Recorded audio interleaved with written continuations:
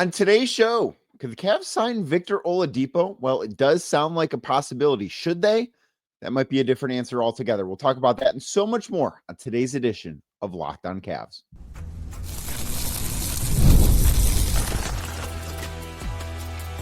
You are Locked On Cavs, your daily Cleveland Cavaliers podcast. Part of the Locked On Podcast Network, your team every day.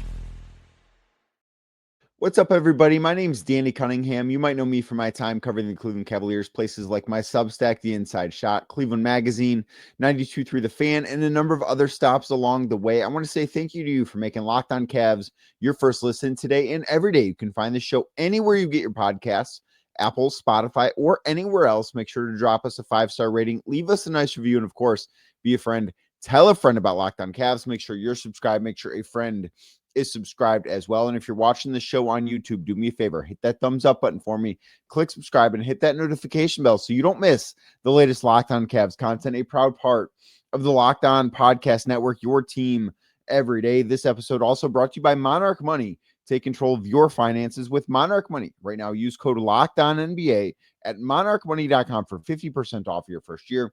That is code LOCKEDONNBA at Monarch Money for half off your first year. According to Cleveland.com, the Cleveland Cavaliers attended a workout from Victor Oladipo. Of course, many of you may know Victor Oladipo, somebody who once upon a time was an NBA All-Star, but he has not played in the NBA since April 22nd, 2023. He is attempting to make a comeback. Now, Oladipo is 33 years old, as I mentioned, was a former All-Star. I believe at one point he made an All-NBA team. He was a very, very good player for the Indiana Pacers. Even, if you want to go back to Orlando and then Oklahoma City before he was in Indiana, he was a very, very good player before injuries really hit him hard. He had some pretty significant leg issues. One of the ones, I believe he tore his patella.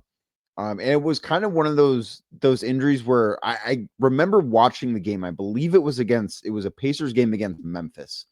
And I remember watching the game and it's just like, oh, this guy's never going to be the same.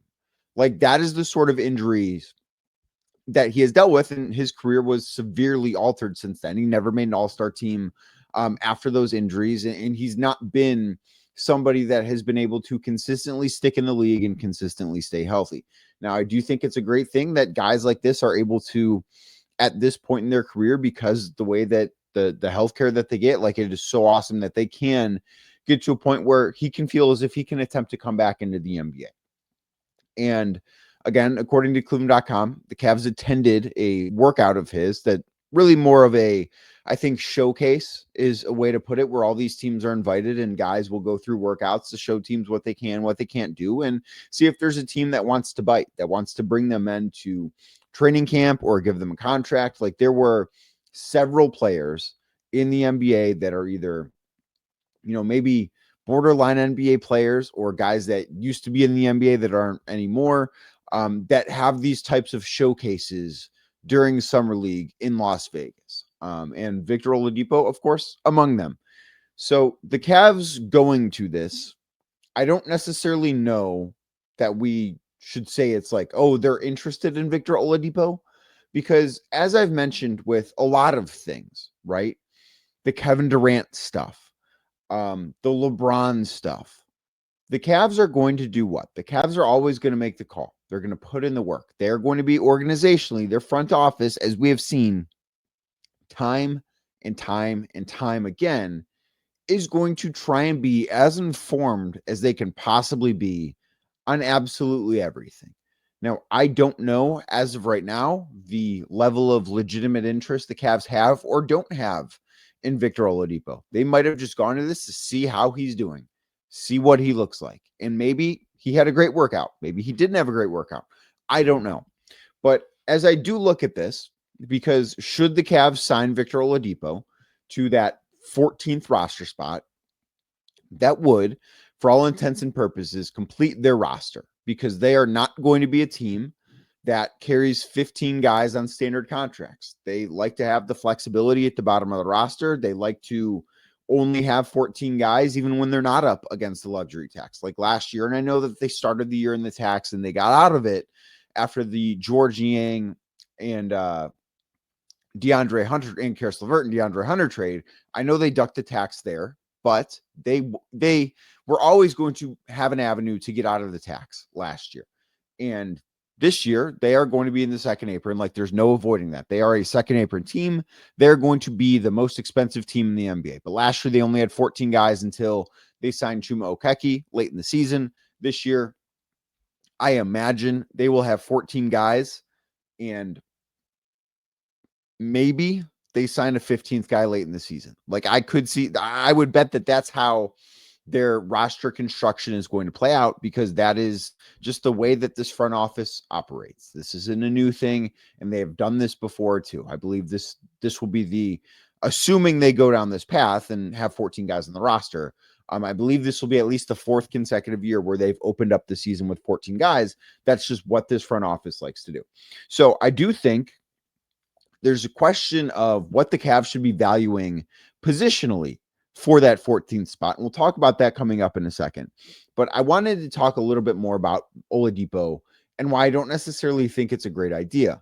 And I understand that when talking about the 14th guy on the roster, you're not necessarily talking about somebody that is expected to make a big impact, right? Like, I do think that in the playoffs, guys that are like the 7th, 8th, 9th guy can decide who wins titles some years, like, just because I do think depth matters.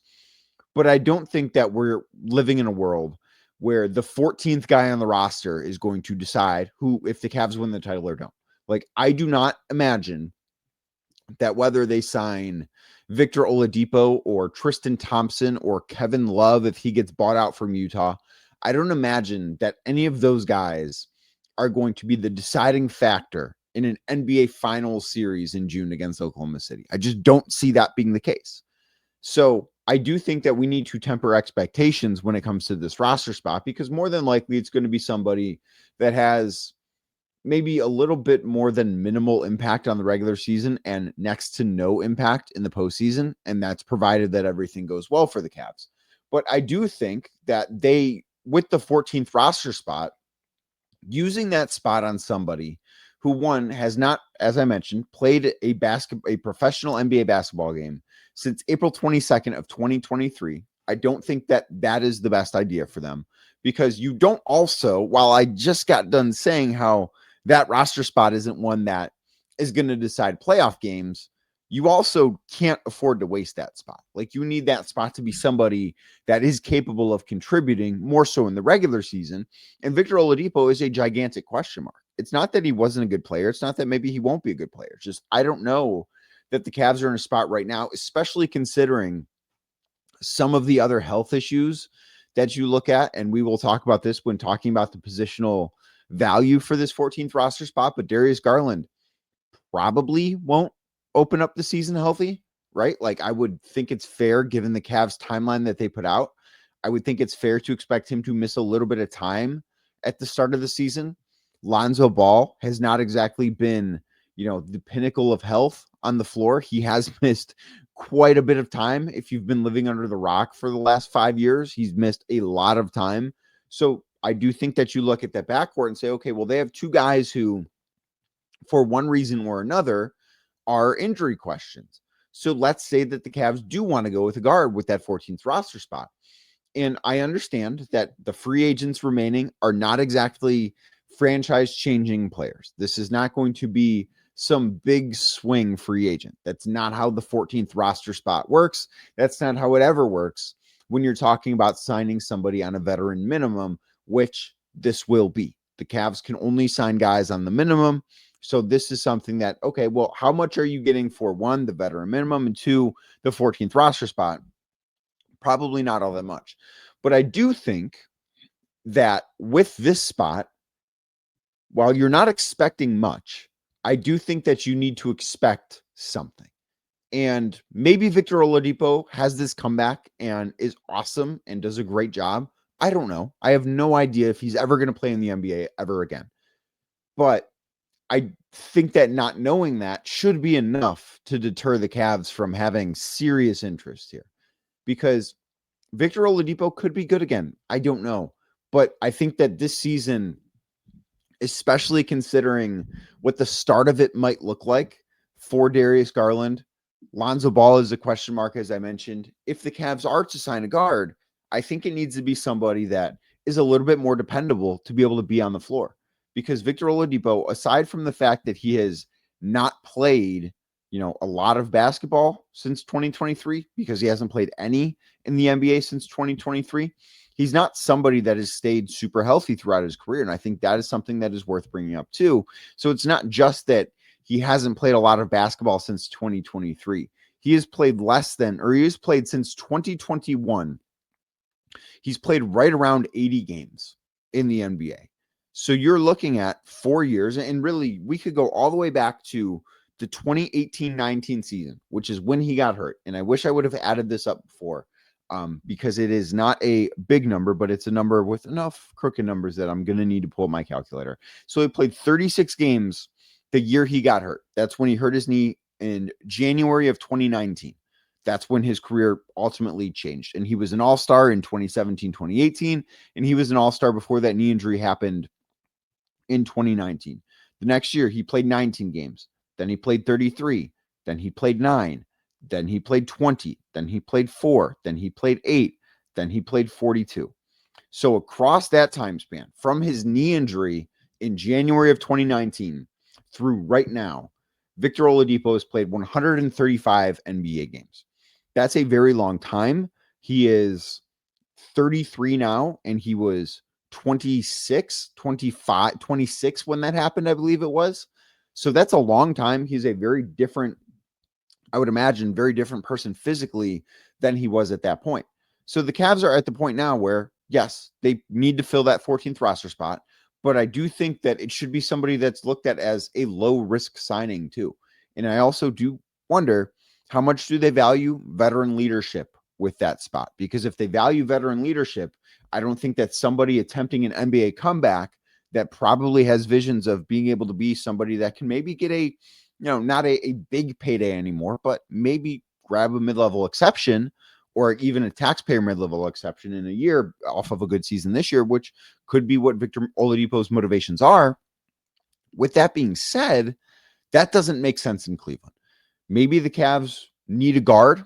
I want to talk about that next because I do think that could be where things go. But if they do, I just don't know that Victor Oladipo is the right one for the Cavs. So how much does that positional value matter when talking about the 14th roster spot? Let's dive into that next right here on Locked On Cavs. Today's show is brought to you by Monarch Money. Do you ever wish managing your money felt easier? Well, with Monarch Money, it can. Whether you're growing your savings or planning a big purchase, Monarch puts you in the driver's seat. It's like having your own personal CFO, giving you full visibility and control over your finances.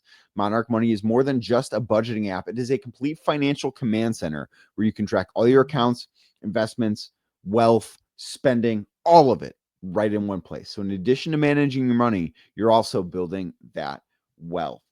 Maybe you're spending more money on subscriptions than you thought. Maybe you have 4, 5, 6 different things that you're paying for every month. Essentially, that is the same thing as the other thing you're paying for every month. Well, Monarch Money can help you realize that and help you cut that out of your monthly budget. And again, get back to building that wealth. So take control of your finances with Monarch Money. Right now, use code LOCKEDONNBA. That's LOCKEDON NBA at monarchmoney.com for 50% off your first year. Again, that's monarchmoney.com, code LOCKEDONNBA for half off your first year.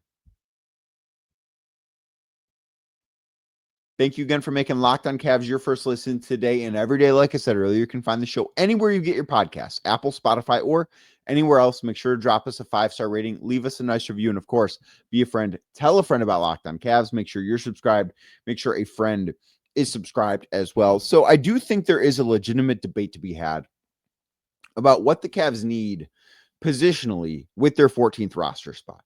And I think it's important to note that as we talk about the 14th roster spot, we are not talking about somebody that is expected to be in the rotation for the Cavs. That is just not the expectation for somebody at the very end of the roster. we are talking about somebody that could be a break glass in case of emergency type option. And I think there are two categories where this fits: the backcourt, and of course, as a big man. And I know that there are a lot of fans out there that are always going to clamor for the Cavs to have a backup big, but I think this year it makes more sense to have the 14th roster spot be a guard. And I think it's that because a lot of what I talked about in the first segment, where, yeah, Victor Oladipo is a gigantic question because he hasn't played. He hasn't been able to stay healthy when he was playing. But if you look at Darius Garland, who is obviously a fantastic player, is going to be playing 30 plus minutes a night, but he had that toe surgery in June, right? Mid to late June, he had a toe surgery that's going to keep him out 4 to 5 months. Well, you can do the math there. That bleeds into the season. And with that bleeding into the season, is it fair to expect him when he does get back on the floor? Let's say he only misses 2 weeks of the season to start. Is it fair to expect Darius Garland then to play every night, playing 30 plus minutes a night? Probably not. That is probably not something that is in the best long-term interest of the Cavs, right? Like if their goal this year is to win the title, which I feel confident in saying that's the goal this year, then I don't know that trying to get Darius Garland playing a lot of basketball in November, December, and January makes a lot of sense here. So you look at that and say, okay, well, that's kind of what Lonzo Ball is for. Lonzo is somebody that can play point guard really well, that if he's healthy, can play a lot, that he could be somebody that, if healthy, is a starting caliber point guard. The health has obviously been a bigger question for him over the last several years than almost anybody in the NBA with what he has gone through. So he can be that starting caliber point guard when Garland misses time this year. But he has his own injury red flags because he's only played, if you listen to the podcast, you know, he's only played 70 games in the last 4 years. So he played 35 games a few years ago, missed 2 years, and then played 35 games this year. That to me says, okay, well, while Lonzo Ball is, I think, a very, very good, if he is healthy, a very, very good option behind Darius Garland, or even in replace of Darius Garland at certain points. Of course, they're not the same player, and Lonzo is not nearly as good of a scorer as Garland is, but he's a great connector and he's a very, very good passer. And I think the Cavs will play a very beautiful style of basketball when he's on the floor, particularly with some of the lineups that they can trot out there. But he might miss time too. So then you're talking about, well, who is out there that is possibly dependable should those guys miss time? And I don't think that it's a great list of players, right? And I mean, when you are at this point in free agency, you're not talking about guys that are the best of the best anymore. Maybe guys that were, like Chris Paul is still a free agent. I don't think Chris Paul is coming to Cleveland. Everything that has been reported about him says that he wants to be on the West Coast. And I do think that he would like more minutes than the Cavs have available when they're fully healthy. So let's cross that one out. The guy that I keep coming back to, and I understand the irony when I say this, because this guy has had his own injury issues in the past too. But I look at Malcolm Brogdon as somebody that maybe he could be a guy that doesn't have to play every night, that is content catching DNP CDs, that is still available, that does have the talent. Maybe he's a guy, and that is a good shooter too. Like, that is the other thing that I come back to with him, is that, yes, in the 24 games that he played for Washington last year, did not shoot the basketball very well from outside, was just 27%, but is a career 39% three-point shooter. He is, I think, very clearly not the same guy he was when he first got in the league at 24 years old. He'll be 33 this season. But I do think that in spurts, he could be exactly what makes sense for the Cavs, because he's somebody that you can trust to run an offense. And there's going to be a drop-off, certainly, but I do think that is a good enough area, or a good enough pickup, I think, that could be great insurance for Darius Garland, for Lonzo Ball. If Craig Porter Jr. doesn't hit the way that we think he can this year, I think Malcolm Brogdon could be a terrific option for the Cavs at that point guard spot as a deep, deep reserve, as a 14th guy. And if you're still available on July 21st, and unless he is signed in the next 14 minutes, because it is 11:45 p.m. July 20th, as I record this, he is available on July 21st, you're probably going to be a minimum guy unless you're a restricted free agent. And of course, I'm not going to talk about like Josh Giddey and guys like that here because the Cavs can't do that type of move. But I do think that he is, if you want to look at the spot, I do think that he is somebody that is a really, really good option for the Cavs. He is somebody that brings a lot of what they could need. And of course, you're not expecting him to be the guy that won the Rookie of the Year way back when he did. You're not expecting him to be the guy that was the 6th man of the year for the Boston Celtics a few years ago when he shot 45% from three and played in 67 games. You're not expecting him to be that guy. But can you expect him to play in 45 games? And in those 45 games, he plays 18 minutes a night. I think that is a fair ask of Malcolm Brogdon at this point. And the fact that he's still available, I think could be a really good thing for the Cavs. I would rather Malcolm Brogdon sign in Cleveland. I think it's a better fit than taking a chance on Victor Oladipo. Oladipo certainly has more upside. Like if he hits, he could be really good, but the Cavs don't necessarily have room for that. Now, if things go bad, they could, but that's not the ballpark I think the Cavs should be playing in. So I do think that guard is the area they should go. Personally, I think that with Garland's injury question mark going into this year, added depth behind him, beyond Donovan Mitchell, I think that is something that would make more sense. That doesn't mean the Cavs are going to do that. Now, could they go with a big man? I think so. It's possible. We'll talk about what that could look like next right here on Locked On Cavs.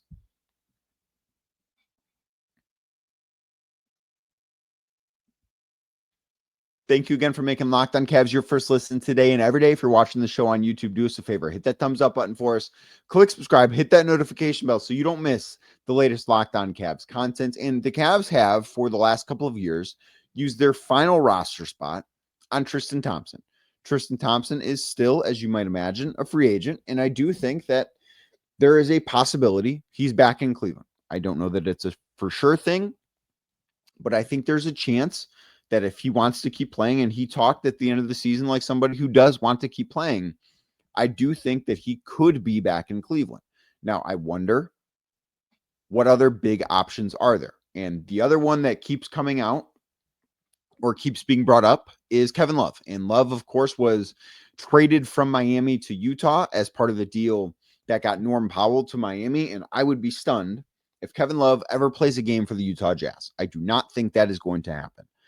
I would imagine that he's going to be bought out and will, if he wants to continue playing, and I don't know that he does, but if he wants to continue playing, I'm sure there will be teams out there that are interested in Kevin Love, and the Cavs might be one of them. Now, the thing that I can say about those two guys that I can't necessarily say about any of the potential backcourt free agent additions, and I do think that backcourt makes more sense for the questions we have about this roster and how this team is built right now. But we can bring up the veteran leadership aspect of things because Tristan Thompson provides that. Kevin Love provides that. They also both have history, not just with the organization, but with a lot of guys on this roster. Like Kevin has played with Donovan. He has played with Darius. He has played with Evan, with Jarrett. Like he has played with a lot of the guys on this team. He played with Larry Nance Jr.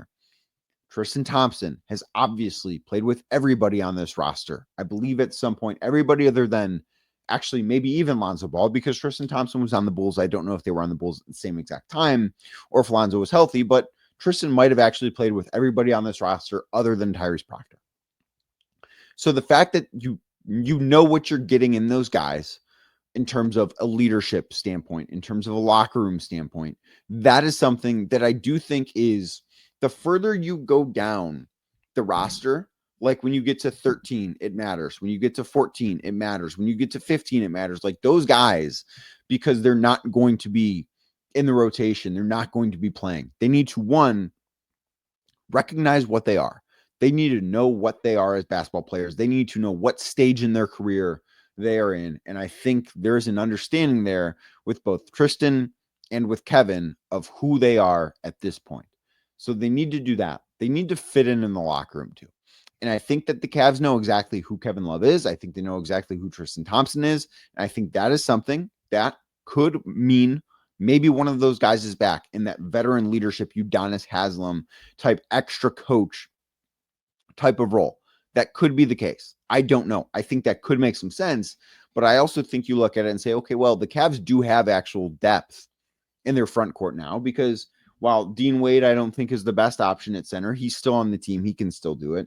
Larry Nance Jr. is obviously here, who I think is one of the best third bigs in basketball. And then you've got Evan Mobley and you've got Jared Allen, and both of those guys, for the most part, have stayed on the floor. They have now. I know that Evan specifically dealt with an ankle injury in the postseason, but those guys played a lot last season. And I don't necessarily think that is going to change going into this year. So I do think that the depth in the front court does matter a little bit less than the depth in the backcourt. Now, what if the Cavs want to go outside of retreads that are veteran leader type guys? I wonder, could Precious Achiuwa make sense for the Cavs as a backup big? Could Chris Boucher make sense for the Cavs as a backup big? But the names that you're talking about are not necessarily guys, and maybe Ben Simmons, who was rumored to be thinking of Cleveland as a possibility, I believe is the way it was termed, after he was bought out last year and before he went to the Clippers. He is still available. Could he be an option? I think that there are a lot of these names that you look at and say, yeah, like the names are fine, but I just kind of think you're looking for more of a veteran. If you're going to go with a big guy with the 14th roster, if you're going to go with somebody that can play center, I think you're probably doing it looking for a leadership thing, like a leadership role, as opposed to somebody who can still play. That's why ultimately I think it makes more sense for the Cavs to go with somebody in the backcourt that can legitimately help out with that 14th roster spot. That's the direction I would go. Maybe you think they need a fourth big or a fifth big, depending on what you consider Dean Wade. I do see both sides of it, but given the injury questions in the backcourt, I think adding somebody that can play point guard if and when Darius Garland misses time, I think that is ultimately what makes the most sense for the Cavs.